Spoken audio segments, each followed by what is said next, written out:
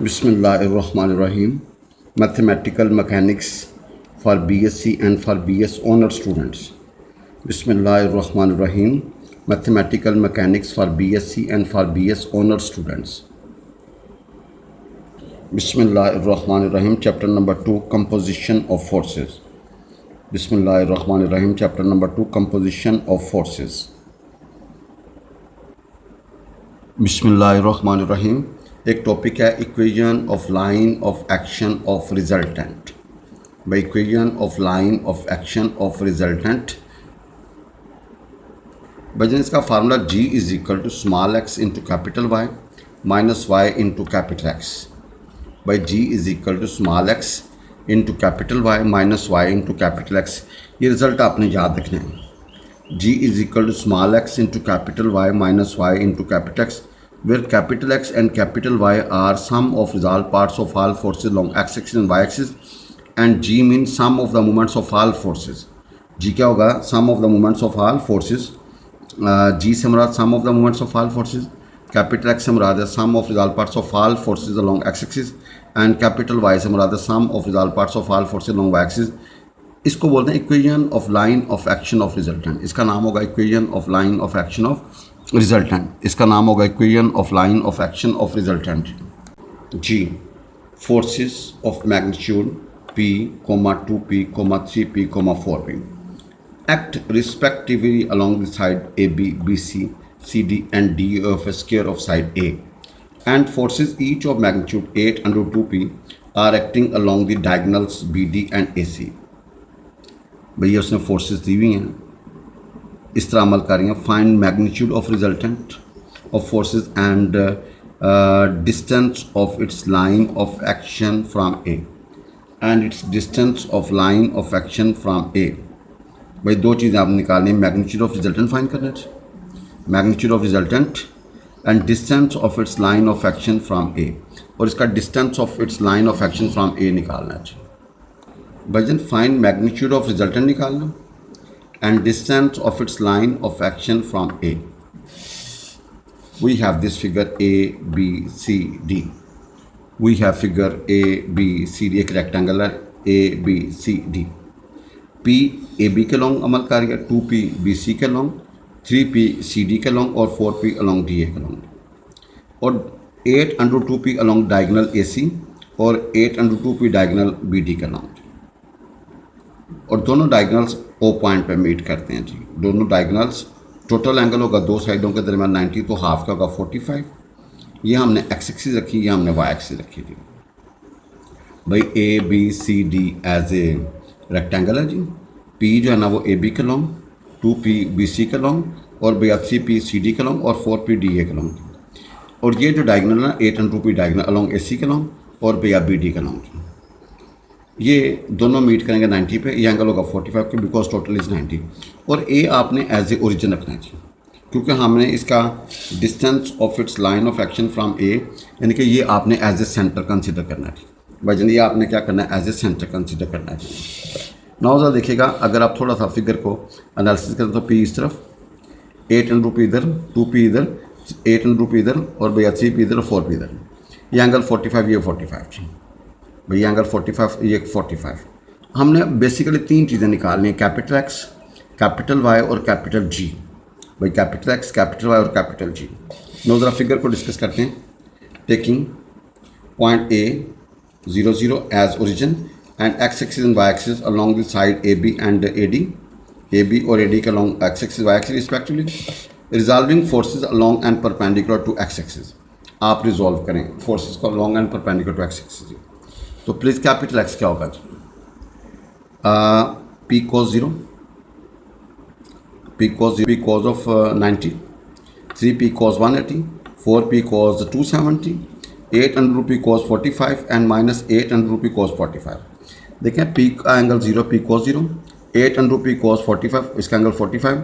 ये भैया 2P का angle 90, 2P cos 90, 8 under P cos of 45। हम सेकेंड क्वाड्रेंट में तो कॉज वहाँ पे नेगेटिव, और 3P cos 180 और 4P cos of 270। देखिए जब एंगल की मेजरमेंट यहाँ से होगी ना, पॉजिटिव साइड ऑफ एक्सिस, तो वो हमेशा पॉजिटिव होती है। जब हम शॉर्ट मारेंगे ना, एंगल किसी और जगह से मेजर करेंगे, तो फिर हम उसका क्वाड्रेंट चेक करते हैं। इसी तरह पी साइन ज़ीरो वाई के लिए P sine zero plus 2p sine 90 plus 3p sine 180 plus 4p sine 270 8 under 2p sine 45 plus 8 under 2p sine 45। भाई ये फर्स्ट और ये सेकंड पार्ट है, ये फर्स्ट और सेकंड पार्ट में। अब cos 0 1 होता है, cos 90 0 होता है, cos 180 -1 होता है, cos 270 0, cos 45 1 by under 2, sine 0 0, sine 91, sine 180 0, sine 270 -1 और साइन 45 1 बाय अंडर 2। भाई x निकलेगा p माइनस 3p, y निकलेगा 2p minus 4p plus 16 under 2p into 1 by under 2। तो हल करने के बाद कैपिटल x आपका निकला -2p और कैपिटल y निकला आपका 14p। भाई कैपिटल x निकला -2p और कैपिटल y निकला 14p। अब रिजल्टेंट का फार्मूला होगा x के जमा y स्क्वायर का जैसा। भाई x की वैल्यू y की वैल्यू लगाई, इसको सिंप्लीफाई किया तो 10 अंडर 2p is the magnitude of resultant, is the magnitude of resultant निकल आया। अब now we find line of action of resultant. आपने क्या निकालना है? Line of action of resultant निकालना। तो उसके लिए हमें जी चाहिए। Taking movement of forces about point A, taking movement of forces about point A के गिर्द मूवमेंट लेंगे तो जी से मुराद है sum of the movements of all forces.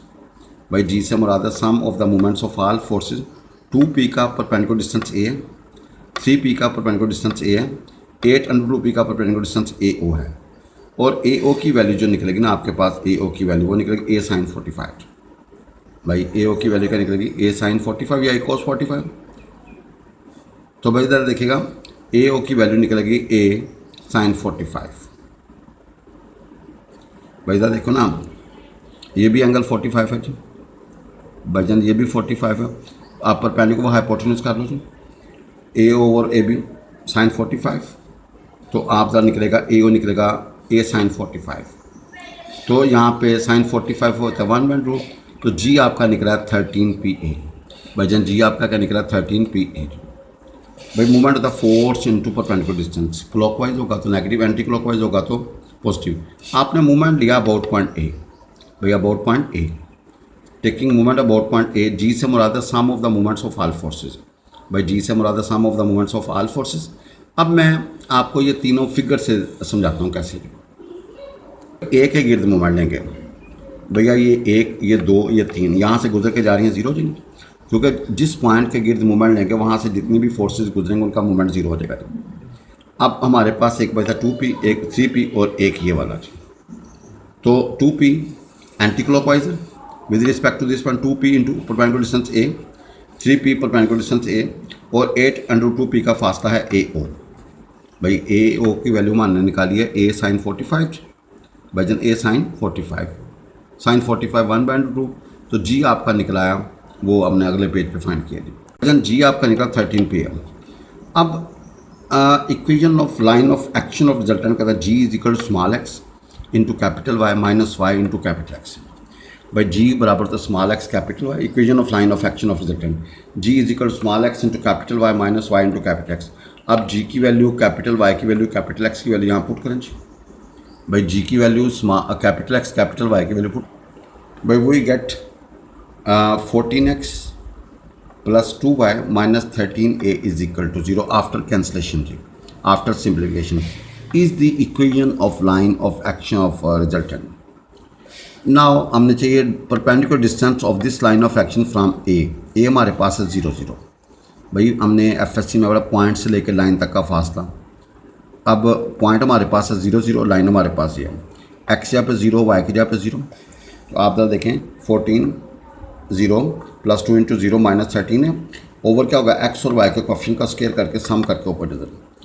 भाई पॉइंट से लाइन से फासला निकालना हो, पॉइंट को लाइन में दर्ज कर देते हैं। ओवर भाई जिनका होगा x और y के कोएफिशिएंट का स्क्वायर करके सम करके ऊपर नज़र डाल देते हैं। तो भाई हल करेंगे तो ये आएगा जी।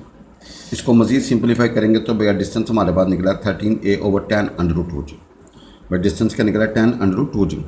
भाई पॉइंट से लेके लाइन तक का फासला किस तरह निकालते हैं? पॉइंट को लाइन में दर्ज करते हैं। x यहाँ पे 0, y की जगह पे 0। ओवर क्या होगा? x और y के कोएफिशिएंट का स्क्वायर करके सम करके ऊपर जैसा जी। भाई जन ओवर क्या होगा? x और y के कोएफिशिएंट का स्क्वायर करके सम करके भाई जन ऊपर क्या होगा? जैसा जी। इसको बोलते हैं equation of line of action of resultant. भाई जन इसको बोलते हैं equation of line of action of resultant जी।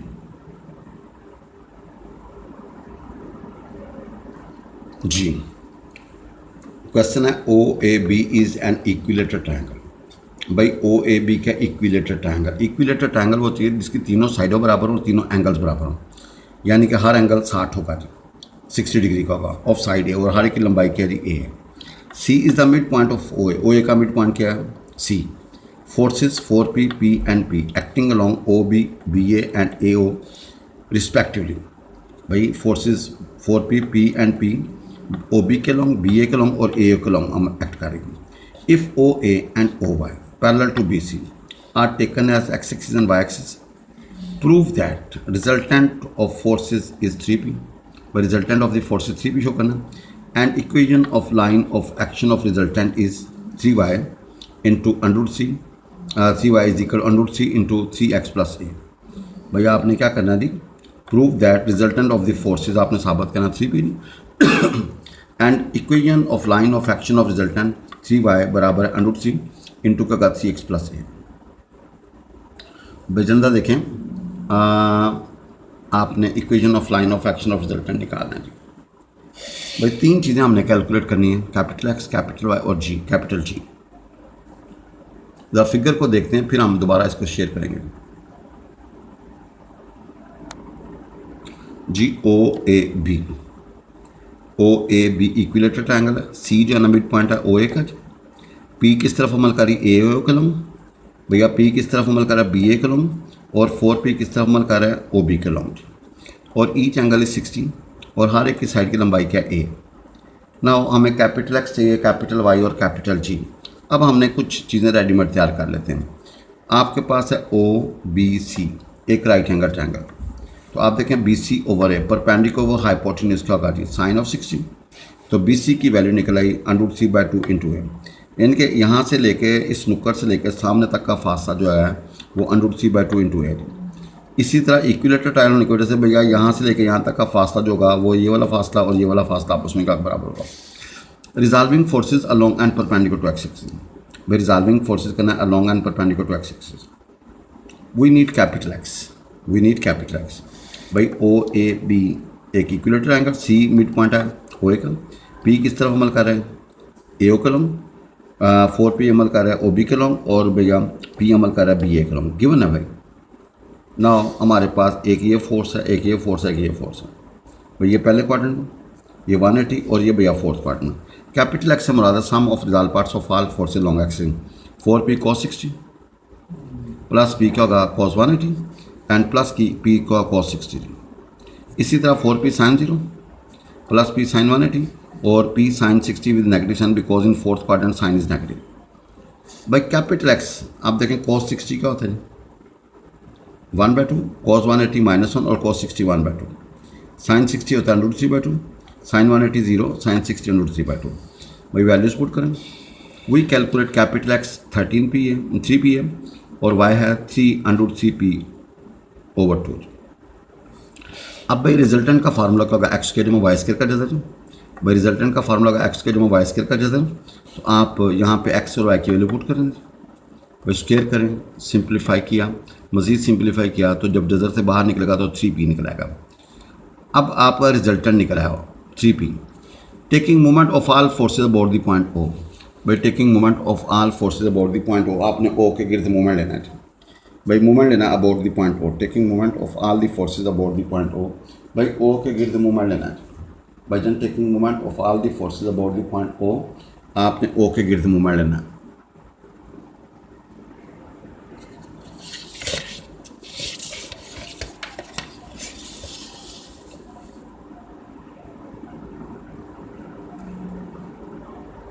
तो G इज इक्वल होगा -P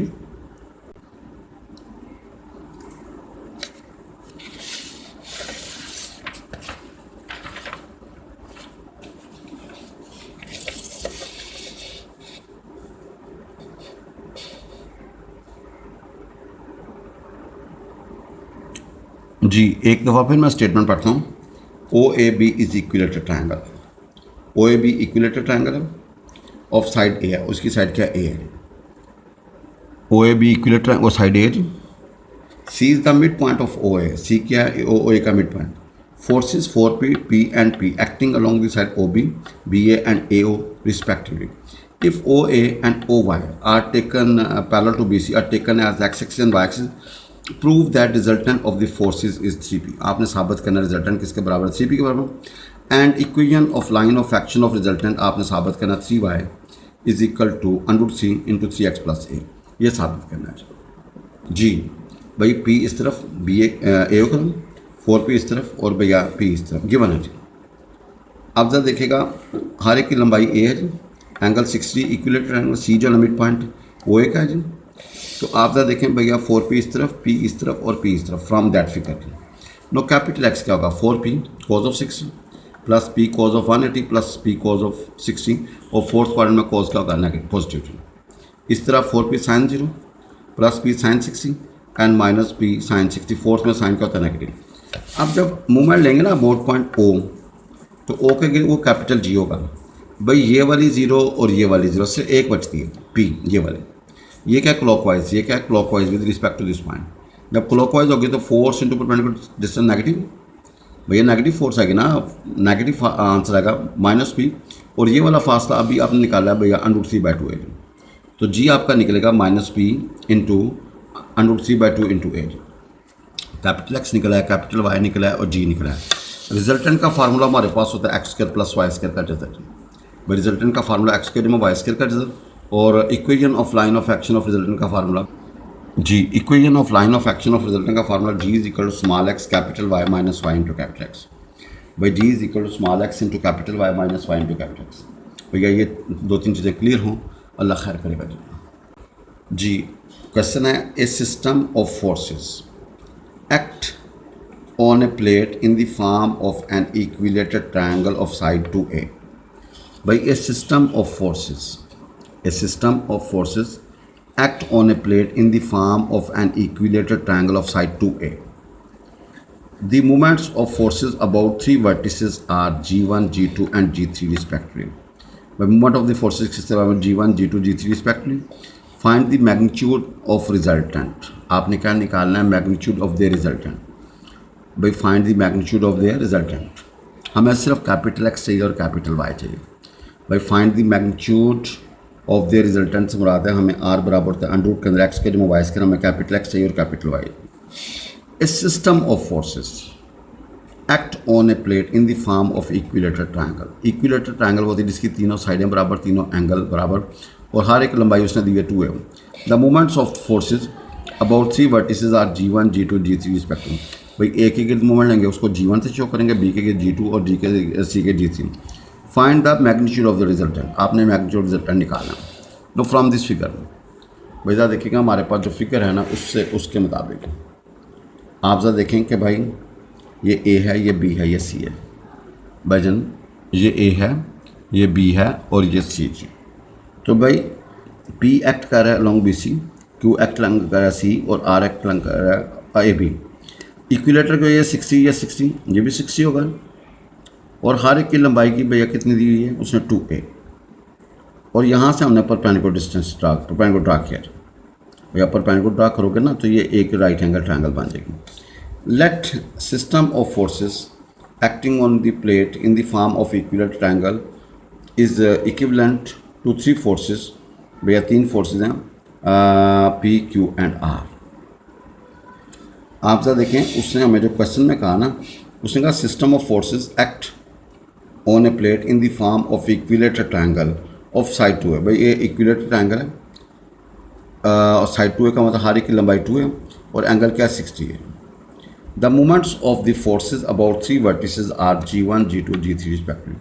भाई मोमेंट्स ऑफ द फोर्सेस क्या है g1, g2, g3 respectively. Find the magnitude of the resultant. आपने क्या निकालना है मैग्नीट्यूड ऑफ द रिजल्टेंट निकालना है जी.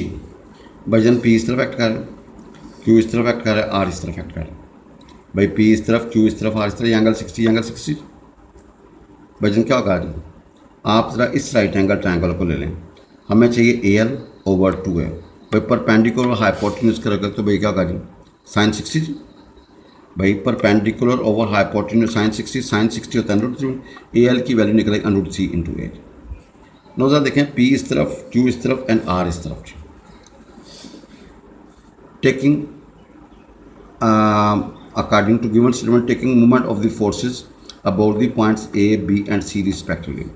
भाई A के गिर्द जो मूवमेंट होगा वो होगा G1, B के गिर्द होगा G2 और C के गिर्द होगा G3. तो G1 से मुराद sum of the movements of all forces.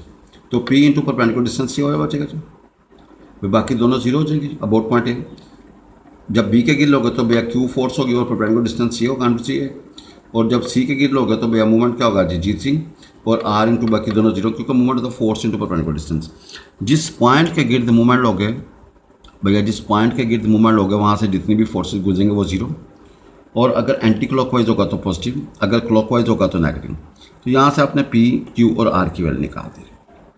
यहाँ से पी क्यू और आर की पी बराबर होगा G1 ओवर अंडर सी है, क्यू बराबर होगा G2 ओवर अंडर सी है और आर से मुराद होगा भाई जन, आर से मुराद होगा G3 ओवर अंडर सी है. भाई पी और क्यू और आर की वैल्यू निकाल दी. No resolving forces along and perpendicular to B C along horizontal. भाई इधर देखिएगा P cos 0 minus Q cos 60 minus और cos 60 और कैपिटल वाई क्या होगा P sine 0 plus Q sine 60 minus R sine 60, क्योंकि थर्ड में साइन क्या होता है नेगेटिव. तो भाई जरा गौर से देखें, आप देखें P इज इक्वल एक्स क्या होगा P cos 0, P का एंगल 0 बन रहा है ना, Q cos 60 नेगेटिव साइन और R cos 60 नेगेटिव साइन, क्योंकि भैया सेकंड में और थर्ड में cos का होता है नेगेटिव. इस तरह y बराबर होगा P sine 0 plus Q sine 60 minus R sine 60. भाई साइन 0 साइन 60 और भैया R साइन 60. तो भाई जरा देखिएगा ये हमारे पास बन गया जी. भाई कैपिटल एक्स होगा P minus Q by two minus R by two जी. भाई कैपिटल एक्स होगा P minus Q by two minus R by two जी. कैपिटल वाई होगा under three by two Q मनफी आर जी. भाई इसका एलसीएम ले लो, इसका एलसीएम ले लो. अब S जो है ना, क्योंकि P Q are already use हो रहा है तो S be the resultant of the forces. S बराबर होगा एक्स स्क्वायर जमा वाई स्क्वायर का जजर जी. नो आपके पास क्या होगा एक्स की वैल्यू अवेलेबल, क्यू की वैल्यू अवेलेबल. अब ए जमा बी जमा सी का फॉर्मूला था A square plus B square जमा सी स्क्वायर जमा 2ab जमा 2ac जमा 2bc. We open this, take LCM. भाई कैंसलेशन के बाद आपके पास क्या आएगा जी, एस बराबर होगा जजर के अंदर पी स्क्वायर जमा क्यू स्क्वायर जमा R square minus P Q minus P R minus Q R. भाई एस बराबर होगा जजर के अंदर पी स्क्वायर जमा क्यू स्क्वायर जमा R square minus P Q minus P R and minus Q R. No P Q R की value हमारे पास अवेलेबल है, वी अप्लाई है. भाई पी की क्यू की आर की पी की क्यू की पी की आर की पी क्यू और आर की वैल्यू लगाएं. Please take LCM. तो वी गेट एस बराबर होगा जजर के अंदर G1 का स्केयर प्लस G2 का स्केयर प्लस G3 का square minus G1 G2 minus G1 G3 minus G2 G3 over 3 square. भाई ये हमारा रिजल्टेंट आ गया जी. एक मिनट इसको मैं दोबारा रिवाइज करता हूँ जी. A system of forces act on a plate in the form of equilateral triangle of side 2a. एक सिस्टम ऑफ फोर्सेज है act on a plate in the form of equilateral triangle. एक equilateral triangle है, उसके side के अमल कर रहा है. The movements of the forces about the vertices are G1 G2 G3 respectively. भाई मूवमेंट्स ऑफ द फोर्सेज क्या हैं G1 G2 respectively. Find the magnitude of the result. अब भाईजान देखिए जी जब ए के गिर्द लेंगे G1 तो क्या होगा, ए के गिर्द लेंगे तो भाईजान Q और R जीरो हो जाएगा, सिर्फ P बचेगा. और ये एंटी क्लॉकवाइज है और ये क्या है एंटी क्लॉकवाइज. तो P इंटू क्या होगा ये वाला फास्ट था. भाई G1 बराबर होगा P into L distance equilateral है. और जब B के गिर्द लेंगे तो भैया वो क्या होगा जी, जब B के गिर्द लेंगे तो भैया वो क्या होगा G2 जी. भाईजान जब A के गिर्द लेंगे ना, जब A के गिर्द लेंगे तो भाई क्या होगा जी G1, ये दोनों ज़ीरो, एक ये फोर्स है. तो G1 बराबर होगा P इंटू ये परपेंडिकुलर डिस्टेंस और एंटी क्लॉकवाइज पॉजिटिव. जब B के गिर्द लोगे तो भैया Q इंटू क्या होगा ये वाला फास्ट था. और जब C के गिर्द लोगे तो भैया क्या होगा G3. भाई C के गिर्द लोगे तो क्या आएगा, भाई C के गिर्द मूवमेंट लोगे तो क्या होगा जी, C के गिर्द मूवमेंट लोगे तो भैया ये वाला फास्ट था जी. तो तीनों फास्टे क्या होंगे बराबर होंगे जी. ए के गिर्द मूवमेंट होगा उसको G1 से शेयर करेंगे, वो P फोर्स वाला फासला होगा. B के गिर्द लोगे तो भैया Q इंटू परपेंडिकुलर डिस्टेंस और C के गिर्द लोगे तो G3 बराबर होगा R इंटू समथिंग जी, R इंटू समथिंग.